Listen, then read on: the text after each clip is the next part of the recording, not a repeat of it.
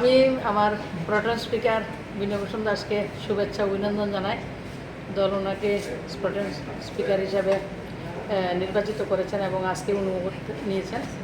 আপনারা জানেন 2 তারিখ রেজাল্ট হয়েছে এবং আমি 2টা জায়গাতে সদস্যতা আমার রয়েছে, 2টা জায়গাতে সদস্যতা সম্ভব নয় রাখা। তো তার জন্য দল আমাকে লোকসভা এবং মন্ত্রী থাকার সত্ত্বেও বিধানসভা লড়ার অনুমতি দিয়েছেন, আদেশ করেছেন, সেটা আমার অত্যন্ত গর্বের বিষয়। এবং দলের নির্দেশে আজকে আমি ধনপুর বিধানসভা কেন্দ্রের যে সদস্যপদ সেটা আমি রেজিগনেশন দিয়েছি এবং আপনাদের মাধ্যমে গোটা রাজ্য নয়, শুধু ধনপুর নয়, শুধু গোটা রাজ্যকে আমি ধন্যবাদ জানাই এবং ধনপুরের যারা গণদেবতারা, যারা নাগরিকরা, সবাইকে আমার প্রণাম, শুভেচ্ছা, কৃতজ্ঞতা। এবং আমি যে প্রতিশ্রুতি নির্বাচনে দিয়েছিলাম প্রত্যেকটা কাজ আপনাদের সঙ্গে থেকে সরকার সঙ্গে কথা বলে, সবার সঙ্গে কথা বলে ধনপুরের যতটা ডেভেলপমেন্ট করার আমি অঙ্গীকার করেছি, আমার দল করেছে, সবটা আমরা করব।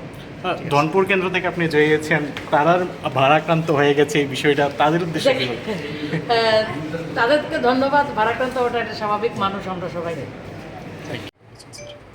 বিষয়টা হলো উনি রেজিগনেশন লেটার সাবমিট করছেন, আমি এটা অ্যাকসেপ্ট করছি।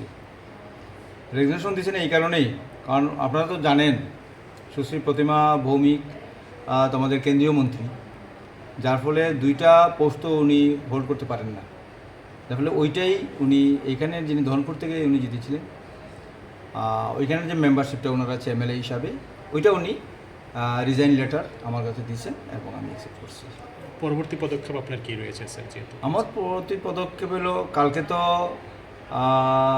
যারা শপথ নেব, বিধায়ক যারা আছেন তাদেরকে আমি শপথ বাক্য পাঠ করাবো। কালকে 11টা থেকে শুরু হবে, ওইখানে শেষ হবে। যারা বাকি থাকবেন, যারা সবাই যদি আসতে না পারেন, তাহলে পরের দিন আবার হবে 11টা থেকে, বাকিদের জন্য 17 তারিখে কমপ্লিট হয়ে যাবে সেটা।